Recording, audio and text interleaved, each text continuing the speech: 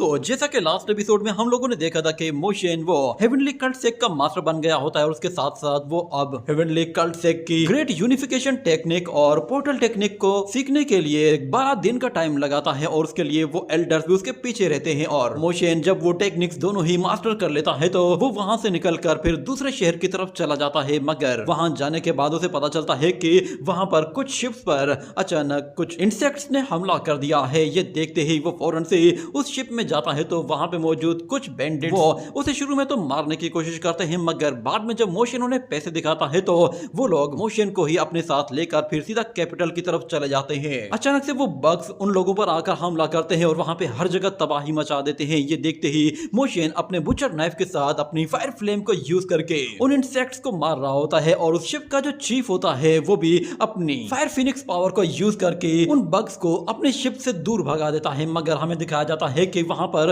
एक लड़की उन लोगों के पीछे आ रही होती है। जब वो चीफ उस लड़की को देखता है तो वो कहता है कि मैंने सुना है कि सान की फोर्ट के पास सिर्फ 3 ही खूबसूरत लड़कियां हैं, जिनमें से एक फ्लाइंग इंसेक्ट लेडी है और दूसरी एक मेडिसिन लेडी है, और उसके अलावा वहां पर बहुत सारी और भी खूबसूरत लड़कियां हैं जो कि सिर्फ एवरेज लेवल की हैं। आज तुम्हें अपनी आंखों के सामने देखकर ये बात तो पक्की हो गई कि जो मैंने सुना था वो बिल्कुल सही था। मगर वो लड़की फिर फेन युनशाओ से कहती है कि तुम तो डाओ सेक्ट से बिलोंग करते थे ना, क्या हुआ तुम्हें? लगता है तुमने डाओ सेक्ट छोड़कर एक बैंडिट बनने का फैसला कर लिया है, मगर सुनने में आया है कि आजकल तुमने फिर से कोई नया रिफॉर्म कर लिया है। ये सुनते ही फेन युनशाओ कहता है रिफॉर्म क्या मतलब है तुम्हारा? तो वो लड़की कहती है कि तुम्हारी ये पायरेट शिप जो कि हमेशा क्लाउड्स के बीच में छुपकर उड़ती थी, आज ये शिप खुलेआम उड़ रही है और मुझे दिखाई दे रहा है कि इस शिप में बहुत सारे पैसेंजर्स भी हैं। तो वो चीफ कहता है कि पीसफुल टाइम में हम लोग बैंडिट बन जाते हैं और हर जगह लूट मार करते हैं, मगर हर जगह तबाही हो और जंग चल रही हो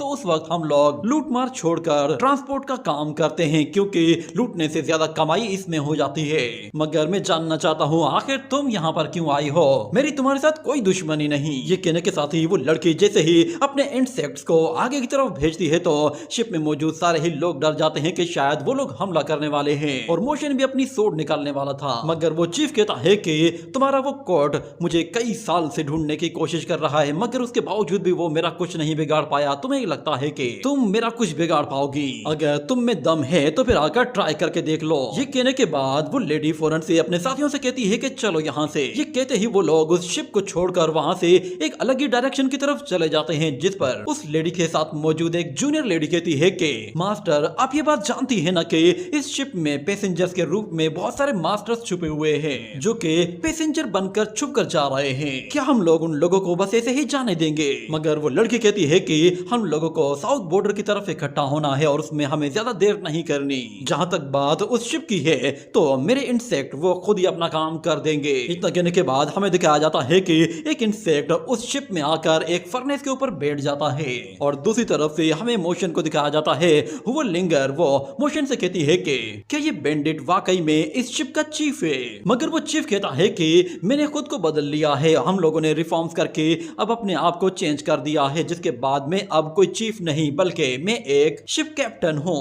और सब लोग बिल्कुल बेफिक्र हो जाओ, मैंने तुम लोगों को कैपिटल सिटी तक ले जाने का वादा किया है और मैं तुम लोगों को हर हाल में वहां तक पहुंचाऊंगा। मेरी शिप में मौजूद जितने भी लोग हैं उन्हें बचाने के लिए मुझे अपनी जान भी दांव पर लगानी पड़ेगी तो भी मैं लगा दूंगा।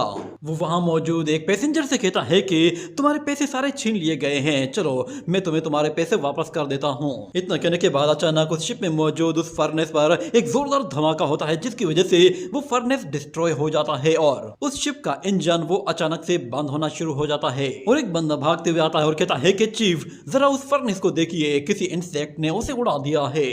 मगर फेंग युनशाओ कहता है कि मैंने तुम्हें कितनी बार समझाया है कि मुझे चीफ मत पुकारो, हम लोगों ने रिफॉर्म्स कर लिए हैं और अब मैं तुम्हारा कैप्टन हूँ, या फिर मुझे अपना सीनियर या मुझे मेरे नाम से पुकारा करो। उस धमाके की वजह से वो पूरा का पूरा फर्नेस ही क्रैक हो गया था, जिसके बाद वो काम करना छोड़ता है तो उस शिप को फ्यूल मिलना बंद हो जाता है, जिसकी वजह से वो अब नीचे की तरफ जाने लगती है। और उस बंदे को भी पता चल जाता है कि ये अटैक उसी इंसेक्ट लेडी ने किया है। और हमें फिर उस लड़की को भी दिखाया जाता है, वो दूर से देखती है कि उस शिप से आग निकल रही है, जिस पर वो समझ जाती है कि उसके इंसेक्ट्स ने ये काम कर दिया है। यहाँ पर उस शिप में हमें दिखाया जाता है कि हर जगह आग लगी हुई होती है और इंजन भी काम करना बंद कर चुका होता है। और वो चीफ कहता है लगता है कि हमें अब ये शिप छोड़नी ही पड़ेगी। मगर मोशन उन लोगों की हेल्प करने को आता है और कहता है कि मैं इस शिप को अभी भी ठीक कर सकता हूँ। ये सुनकर फेन यूनशाओ हैरान हो जाता है और दूसरी तरफ हमें दिखाया जाता है कि वो सारे के सारे इंसेक्ट्स अब उस शिप की तरफ आगे बढ़ रहे होते हैं। जैसे ही एक बंदा उन इंसेक्ट्स को आता हुए देखता है तो वो फौरन से चीफ से कहता है कि वो लेडी बग दोबारा से यहाँ पे आ रही है। जैसे ही वो इंसेक्ट फौरन से उस शिप तक पहुंचते हैं तो फेन यूनशाओ वो भी अपनी शिप को बचाने के लिए और उन पैसेंजर्स को सिक्योरली कैपिटल तक पहुंचाने के लिए उस शिप के बिल्कुल ऊपर जा पहुंचता है और वहां पर जाते ही अपनी वैन के साथ एक फायर ब्लो क्रिएट करते हुए उससे अपने फिनिक्स बर्ड को समन करता है। वो जायंट फिनिक्स बर्ड इतना बड़ा होता है कि वो उस पूरी की पूरी शिप को ही पीठ पर लेकर उड़ना शुरू करता है तो वो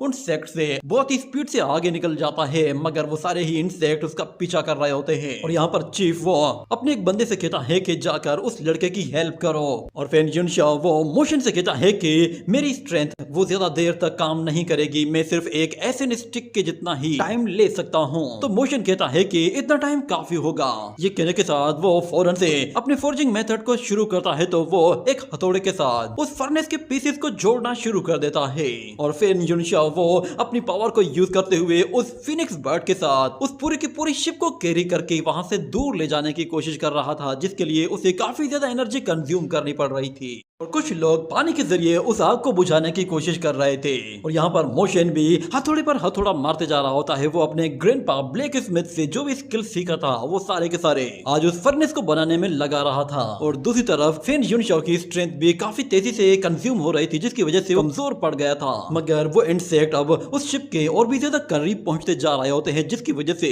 सारे के सारे पैसेंजर्स खतरे में पड़ गए थे। मगर हमें दिखाया जाता है मोशन की आंखों में एक अजीब सी फ्लेम्स नजर आती है। वो अपनी फायर एलिमेंट पावर की मदद से उस फर्नेस को दोबारा से जोड़कर बिल्कुल पहले जैसा बना देता है और उस फर्नेस में जैसे ही वो लोग कोयला डालना शुरू करते हैं तो उसकी स्पीड पहले से ज्यादा बढ़ जाती है और वो लोग तेजी से वहां से निकलकर दूर चले जाते हैं। और एक बंदा कहता है कि चीफ, इस लड़के ने हमारे फर्नेस को पूरी तरह से रिपेयर कर दिया है और उसकी पावर भी अब पहले से ज्यादा बढ़ चुकी है। ये फर्नेस हमारी स्पीड को पहले के मुकाबले में कई गुना ज्यादा बढ़ा रहा है। ये सुनकर वो चीफ मोशन से कहता है कि तुम्हें ये ब्लैक स्मिथ स्किल्स किसने सिखाए हैं, क्योंकि जो स्पीड इस शिप की हो चुकी है, इस स्पीड के साथ अगर मैं नेक्स्ट टाइम कहीं पे भी लूट मार करने जाऊं तो मुझे तो कोई भी नहीं पकड़ पाएगा। मगर मोशन कहता है कि मैं जानता हूं कि तुमने ये काम छोड़ दिया है और तुमने रिफॉर्म्स कर लिए हैं। ये सुनकर वो लोग हंसना शुरू कर देते हैं। इसी तरह उन लोगों का उस शिप में सफर जारी रहता है और कुछ दिन गुजरते हैं तो मोशन वो उस शिप के ऊपर ही बैठकर अपनी कल्टीवेशन कंटिन्यू रखे हुए होता है। जैसे ही वो लोग यानकांग किंगडम के करीब पहुंचते हैं तो हमें दिखाया जाता है कि यानकांग किंगडम के बॉर्डर के बाहर काफी सख्त पहरा होता है और वहां पे एक बंदा जब उस शिप को देखता है तो वो बिल्कुल हैरान हो जाता है, क्योंकि वो उनके बॉर्डर के बिल्कुल ऊपर आकर खड़ी हुई थी। ये देखते ही एक बंदा चिल्लाते हुए कहता है कि तुम बैंडिट्स की हिम्मत कैसे हुई यहाँ तक आने की। मगर फेन यूनशाओ वो सामने आता है और कहता है कि मैंने रिफॉर्म्स कर लिए हैं, अब मैं कोई बैंडिट नहीं हूँ, मैं भी अब एक सिटीजनशिप ले चुका हूँ। मेरी शिप अब बस मर्चेंडाइज ट्रेडिंग के लिए यूज की जाती है। ये कहने के साथ वो उसे अपना सर्टिफिकेट भी दिखाता है। ये कहने के बाद उन लोगों को यानकांग किंगडम में आने की इजाजत दी जाती है तो सारे के सारे पैसेंजर्स वो फौरन से यानकांग किंगडम के अंदर चले जाते हैं। मगर जैसे ही मोशन जाने लगता है तो यूनशाओ फौरन से उसे रोकता है और कहता है कि ब्रदर, अगर तुम एक बैंडिट ना बने तो यकीन जानो कि तुम्हारे स्किल्स बेकार में जाया हो जाएंगे, क्यों ना तुम भी मेरे साथ चलो। तो मोशन उससे कहता है कि ब्रदर, मैं तुम्हारे बारे में जानता हूँ कि तुम्हें डाओ सेक्ट ने इसलिए निकाल दिया था क्योंकि तुम्हारी इंटेंशंस वो ठीक नहीं थी, मगर जहां तक बात मेरी है तो टाई एकेडमी में मेरी काफी ज्यादा इज्जत है।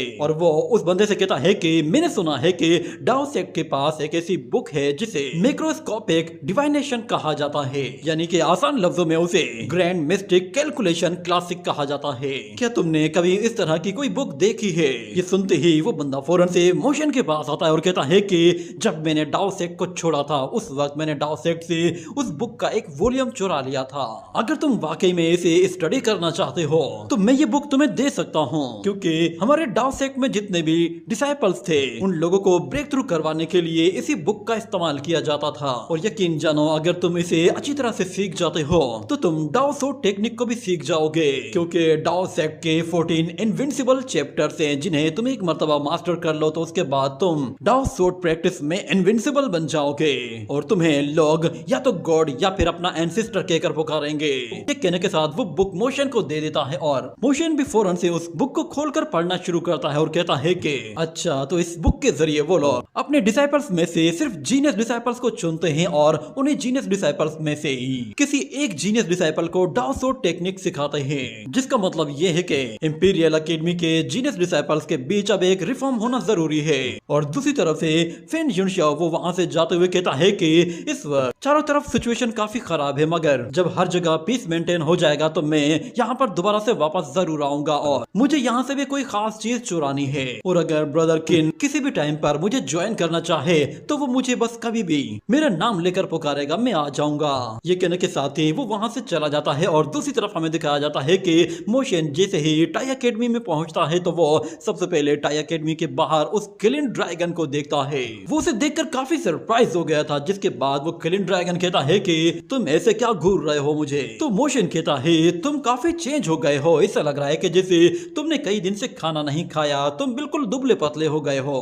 तो वो ड्रैगन कहता है कि हर रोज लोग मेरे लिए यहाँ पर पेट भरकर खाना लाते हैं और मुझे पानी भी पिलाते हैं, इसीलिए मैं इस जगह से हिलता नहीं ना कहीं जाता हूँ। ये जगह मेरे लिए बिल्कुल सूटेबल है, मैं यहाँ पर बिल्कुल कंफर्टेबल हो गया हूँ। तो वो लिंगर उससे कहती है कि क्या तुम्हारी जिंदगी का मकसद सिर्फ खाना और पीना है? मगर वो ड्रैगन कहता है सिस्टर फॉक्स, तुम मेरे बारे में नहीं जानती, हमारी भूख हमारी सबसे बड़ी कमजोरी है। जिसके बाद वो फॉक्स कहती है कि मास्टर प्लीज चलिए यहाँ से, इस ड्रैगन का दिमाग खराब हो गया है, इसीलिए इससे बात करने का कोई फायदा नहीं। इतना कहने के साथ ही वो ड्रैगन रोना शुरू कर देता है और कहता है कि मेरा ओल्ड मास्टर वो मुझे छोड़कर चला गया। जिसे ही उसने रिजाइन किया, एक ओल्ड मास्टर उसे लेने के लिए आया था और वो दोनों ही मुझे छोड़कर चले गए। मेरे पास कोई भी जगह नहीं जहां मैं जा सकूं, यही वजह है कि मैं बस यहीं पर ही बैठा रहता हूं। वो ऑक्स हर रोज यहाँ पर आता है और मुझे रोज चिढ़ा कर जाता है। मेरे लिए तो यहाँ पर अब जिंदा रहना भी बहुत ज्यादा मुश्किल हो गया है। ये कहने के बाद मोशन कहता है कि अच्छा, तो तुम एंसिस्टर के ड्रैगन हो, इसका मतलब तो फिर ये हुआ कि हम दोनों एक ही सेक्ट से बिलोंग करते हैं। ये सुनकर वो ड्रैगन खड़ा हो जाता है और कहता है कि क्या बात कर रहे हो, अब इंपीरियल एकेडमी में कोई भी ऐसा शख्स नहीं बचा है जो कि हमारे ओल्ड मास्टर की बराबरी कर सके। और तुमने तो पिछली मर्तबा मुझे बेहोश किया था और मैंने तुमसे अभी तक उसका हिसाब किताब नहीं लिया है। मोशन उस किलिंग ड्रैगन से कहता है अच्छा, क्या तुमने मुझे धोखा नहीं दिया? तुमने मुझे जानबूझकर उकसाया कि मैं उस ऑक्स को पकड़कर तुम्हारे सामने लाऊं ताकि तुम मुझे वो सिलाइवा दे सको। मेरे पास ये मेडिसिन अभी भी मौजूद है, मैं चाहूं तो उस ऑक्स को दोबारा से यहाँ पर ला सकता हूँ, तुम खुद ही उससे निमट लेना। तो वो ड्रैगन डरते हुए कहता है कि क्या तुम मुझे जान से मरवाना चाहते हो? ये कहने के साथ ये सीन यहीं पे ही कट हो जाता है। अगले सीन में हमें दिखाया जाता है कि जैसे ही मोशन वो प्रिंस रेजिडेंस की तरफ जा रहा होता है तो वो ड्रैगन उसका पीछा कर रहा होता है और मोशन वो ये बात जानता था कि वो ड्रैगन उसके पीछे आ रहा है और हुआ लिंगर भी उसे ये बात बताती है। जब मोशन पीछे मुड़कर देखता है तो वो किलिंग ड्रैगन एक जगह छुप जाता है, मगर जैसे ही वो ड्रैगन बाहर निकल कर झांकता है तो उसे दिखाई देता है कि मोशन वहां पर कहीं भी नहीं है। वो आसपास देखता है, वहां पर उसे कहीं भी मोशन नहीं दिखाई देता, तो वो फौरन से ऊपर चढ़ जाता है और वहां पर वो मोशन की स्मेल सूंघते हुए उसे तलाश करने की कोशिश करता है। तो मोशन ऊपर से उसे आवाज देकर कहता है तुम मेरा पीछा क्यों कर रहे हो? तो वो किलिंग ड्रैगन कहता है कि तुमने ही मुझे बेहोश किया था ना, अब तुम मुझे खाना और पीना भी दोगे। मगर वो फॉक्स कहती है कि तुमने ही तो कुछ देर पहले कहा था कि तुम्हें गेट के बाहर ही लोग खाना भी देते हैं और पानी भी। अगर तुम्हें हर रोज खाना मिल रहा है तो फिर तुम हमारे पीछे क्यों पड़े हो? जिसके बाद वो उन लोगों को सारी सच्चाई बताता है और मोशन को पता चलता है कि जब से मास्टर ने उसे छोड़ा है उस दिन के बाद से उसे किसी ने भी कोई खाना पानी नहीं दिया है। वो बेचारा कई दिनों से भूखा बैठा हुआ था और वो मोशन को बताता है कि सब लोग मुझे इस तरह इग्नोर कर देते थे कि जैसे मैं कोई स्टैचू हूँ और मैं किसी से भी खाने के लिए भीख नहीं मांगना चाहता। और दूसरी तरफ वो काओ हर रोज मुझे आकर तंग करता है और कहता है कि मैं बाशिन जी का डिसाइपल बन जाऊं, मगर मेरी फीलिंग्स वो मुझे कभी भी ऐसा करने के लिए अलाउ ही नहीं करती। वो मोशन को अपने दुखड़े सुना रहा होता है और मोशन कहता है कि अच्छा ठीक है, मैं तुम्हें खाना पानी दूंगा, मेरे पास अभी कुछ पैसे हैं, मुझे बताओ कि तुम क्या खाना चाहते हो। ये सुनते ही वो ड्रैगन तो फौरन से अकड़ जाता है और कहता है कि मुझे खाने में फायर स्प्रिट क्रिम्सन पिल्स चाहिए और पीने के लिए मुझे ड्रैगन लेग से पानी चाहिए। ये सुनते ही मोशन के भी तोते उड़ जाते हैं। वो इतनी बड़ी डिमांड कर रहा था कि मोशन उसे पूरा भी नहीं कर सकता। वो लिंगर कहती है कि मास्टर ये तो हमारे सारे पैसे एक ही बार में खर्च कर देगा। जब उस ड्रैगन को पता चलता है कि मोशन के पास इतने पैसे नहीं है तो वो फौरन से अपनी औकात पर आ जाता है और कहता है कि अच्छा ऐसा करो कि मुझे क्रिम्सन पिल्स बस थोड़ी सी ही देना, मैं आधा पेट भरकर भी गुजारा कर लूंगा। और जहां तक बात पानी की है तो 1 लीटर भी मिल जाएगा तो मेरे लिए काफी होगा, मगर इससे कम में मैं बिल्कुल भी राजी नहीं होऊंगा। तो मोशन उससे कहता है कि पिल्स तो मैं खुद से बना सकता हूँ, इसीलिए तुम बेफिक्र हो जाओ, तुम्हें पेट भर कर खाना मिलेगा। मगर मैं तुम्हें एक बात बता दूं कि मैं तुम्हें खाना खिलाने के बदले में कुछ चार्ज करूंगा। मगर वो ड्रैगन कहता है कि क्या तुम मुझे फिर से नॉकआउट करने वाले हो? तो मुझे पहले से ही बता दो, क्योंकि हम दोनों एक ही सेक्ट से बिलोंग करते हैं, तुम मेरे ही सेक्ट के लीडर बन चुके हो, इसीलिए अब ये तुम्हारी जिम्मेदारी है कि तुम मुझे खिलाओ और पिलाओ। मगर मोशन उससे कहता है कि ठीक है मैं तुम्हें खिलाऊंगा, मगर उसके बदले में तुम्हें अपना वो कीमती सलाइवा मुझे देना पड़ेगा। सिर्फ एक यही ऑप्शन है जिसके साथ मैं तुम्हें हमेशा के लिए अपने पास रख सकता हूँ। ये सुनकर वो ड्रैगन हैरान हो जाता है और कहता है कि क्या मेरा कीमती सलाइवा? उसे खुद भी नहीं मालूम था कि उसका सलाइवा कितना खास है। और लिंगर उसे बताती है कि सलाइवा यानी कि हमारे मुंह से जो वो लिक्विड निकलता है। ये सुनकर वो ड्रैगन कहता है ठीक है, हम दोनों के बीच में फिर डील डन हो गई, और वैसे भी हमारे बीच में एग्रीमेंट हो चुका है, तो फिर तुम्हें मेरा एक काम करना होगा, तुम्हें सबसे पहले मेरे लिए उस पागल ऑक्स को मारना होगा। ये बात मोशन को गुस्सा दिला देती है और वो कहता है कि तुम कुछ ज्यादा ही डिमांड्स कर रहे हो, आइंदा ऐसी डिमांड की तो मैं तुम्हारे खाने में से आधा खाना कट कर दूंगा और हर रोज तुम्हें पेट भरकर खाना नहीं मिलेगा। ये सुनकर वो किलिन ड्रैगन फिर से अपना सर एक टेबल पे मारता है और कहता है कि मैं क्या करूं। अगले सीन में हमें दिखाया जाता है कि वो ड्रैगन उसी ड्रैगन रिवर से आकर पानी पीता है, तो वो एक साथ बहुत ज्यादा पानी पीना शुरू कर देता है। मोशन देखता है कि वो ड्रैगन जैसे जैसे पानी पी रहा है उसका जिस्म भी फूलता जा रहा है, जैसे कि वो अपने रियल फॉर्म में आ रहा हो। और यहाँ पर ही मोशन को पता चल जाता है कि इस ड्रैगन का रियल फॉर्म ऐसा नहीं है कि जैसा ये दिखता है, ये साइज में असल में काफी बड़ा है। हुआ लिंगर भी कहती है कि ये ड्रैगन इतना बड़ा था हम तो सोच भी नहीं सकते, यानी कि ये फिर खाएगा भी इतना ही ज्यादा। और हुआ लिंगर उससे कहती है कि मैं तुम्हें आज से बिग ड्रैगन कहकर पुकारूंगी, क्योंकि तुम तो उस ऑक्स के साइज में डबल हो। मगर वो ड्रैगन उन लोगों से कहता है कि मैं अभी भी काफी भूखा हूँ, क्या तुम लोग मुझे कुछ खिला सकते हो? तो मोशन कहता है चलो मेरे साथ, हम लोग चलकर कुछ मेडिसिन बनाते हैं। ये सुनते ही उस ड्रैगन के मुंह में पानी आ जाता है और वो फौरन से मोशन के साथ चला जाता है।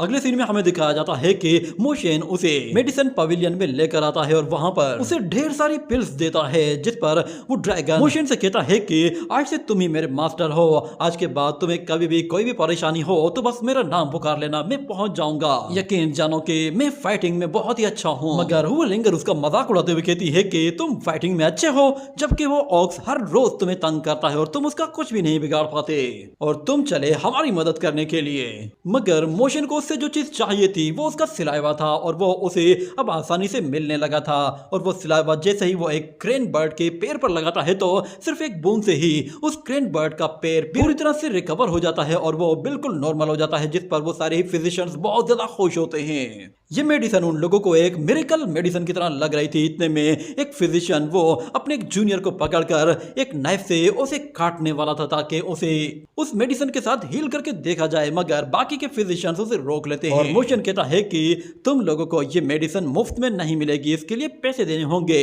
ये कहने के बाद वो लोग जितने भी मेडिसिन होती हैं वो सारी की सारी मोशन से खरीद लेते हैं और मोशन ढेर सारे पैसे कमा लेता है। और वो जाते हुए उस फेन युनशाओ के बारे में कहता है कि वो एक नंबर का बेवकूफ है, अगर वो इस तरह का काम करे तो वो मुझसे भी ज्यादा कमाएगा। ये कहने के साथ ही ये सीन यहीं कट होता है। अगले सीन में हमें दिखाया जाता है कि वो किलिन ड्रैगन बहुत ही तेजी से भागते हुए जा रहा होता है, जिसकी वजह से वो बहुत सारे डिसाइपल्स को कुचलता है और बहुत से लोगों को उठाकर दूर फेंक देता है, जिससे वो लोग जख्मी हो जाते हैं। और वो किलिन ड्रैगन मोशन से कहता है कि इन बेवकूफ लोगों ने हमारा रास्ता रोक रखा था, पर अब बेफिक्र हो जाएं, अब रास्ता बिल्कुल क्लियर है। मगर मोशन उससे जाकर करीब से कहता है कि आइंदा ऐसी हरकत मत करना। वो सारे ही सीनियर्स को कहता है कि इस हरकत के लिए मैं आप लोगों से माफी चाहता हूँ। इतने में एक डिसाइपल ऊपर से आकर जोर से नीचे गिरता है तो सब लोग पीछे मुड़कर देखते हैं। वहां पर एक टावर के ऊपर लड़ाई हो रही होती है और वहां पर हमें सेवेंथ प्रिंसेस को दिखाया जाता है। वो अभी भी एक वॉरियर वाले गेटअप में होती है और वो वॉरियर के साथ फाइट भी कर रही थी, मगर मोशन को देखकर वो बहुत ज्यादा खुश होती है और कहती है कि तो फाइनली तुम वापस आ गए। इतना कहने के साथ वो अपने हैमर के साथ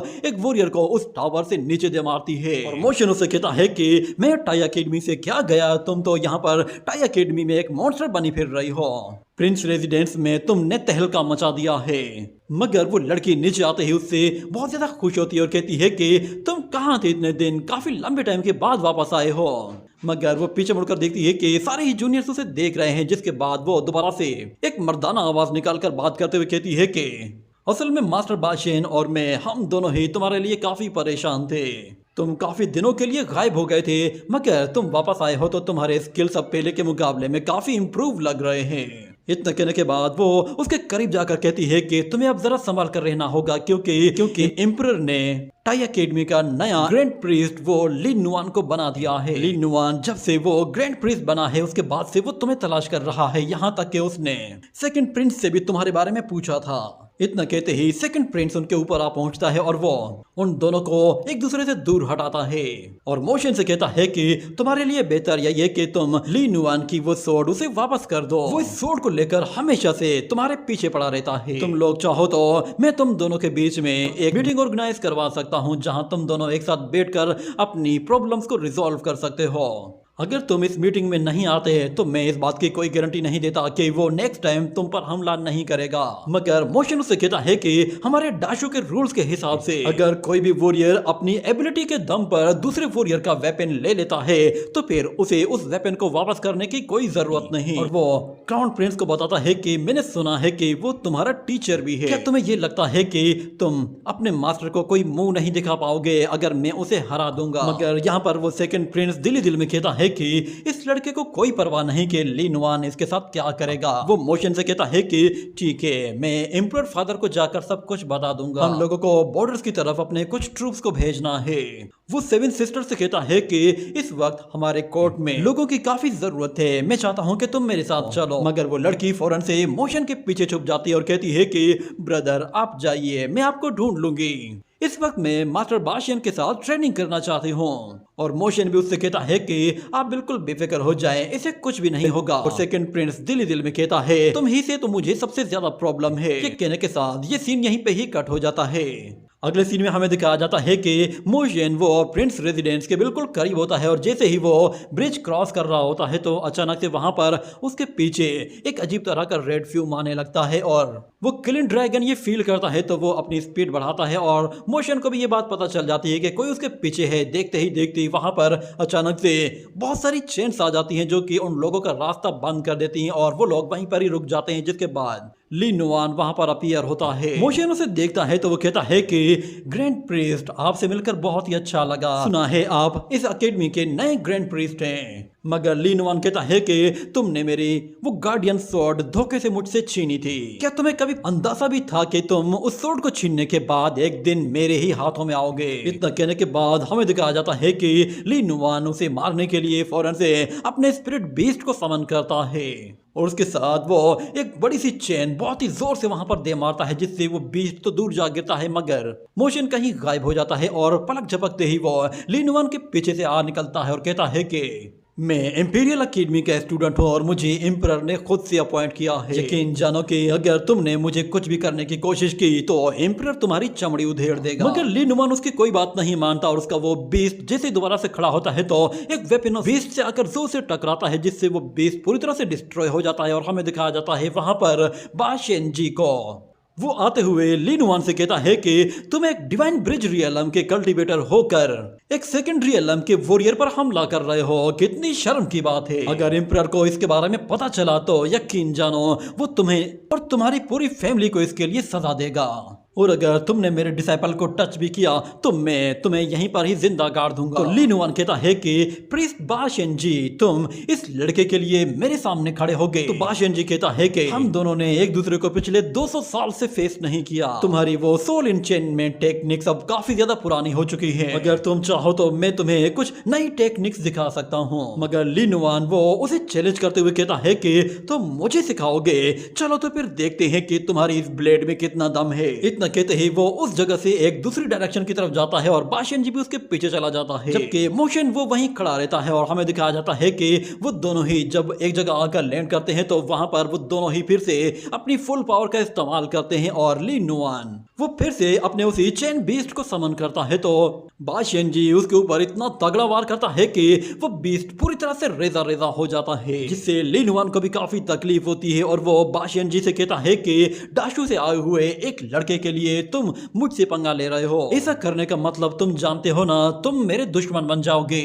मगर बाशियन जी उससे कहता है कि वो लड़का कोई और नहीं बल्कि मेरा जूनियर ब्रदर है। अगले सीन में हमें दिखाया जाता है मोशन जैसे ही प्रिंस रेजिडेंस का दरवाजा खोलता है तो अंदर इंपीरियल मास्टर खड़ा हुआ होता है, जिसे देखकर वो थोड़ा सा सरप्राइज होता है और वो किलिंग ड्रैगन भी उससे थोड़ा सा डरने लगा था। मगर यहाँ पर इंपीरियल मास्टर कहता है कि मैंने कभी सोचा भी नहीं था कि हेवनली कल्ट सेक्ट का एक नया मास्टर वो मेरी एकेडमी का एक डिसाइपल होगा। ये सच में काफी इंटरेस्टिंग मैटर है। मगर मोशन कहता है कि आप यहाँ पर आए हैं तो इसका मतलब ये है कि आप किसी इंटरेस्टिंग मैटर पर कोई बात करने तो नहीं आए होंगे। तो वो मास्टर कहता है कि मैं तुम्हें देख रहा हूँ, मुझे देखने के बाद भी तुम बिल्कुल भी सरप्राइज नहीं लग रहे। हेवनली कल्ट की टीचिंग सच में वो बहुत ही लाजवाब है, उसके अंदर हर तरह के फैक्ट्स की नॉलेज मौजूद है। तो मोशन कहता है कि मैं जानता हूँ आपने ऑलरेडी यहाँ पर कुछ लोगों को छुपा रखा है, वैसे ऐसा करने की कोई भी जरूरत नहीं थी। तो इंपीरियल मास्टर कहता है क्या तुम उन लोगों को लेकर डर रहे हो?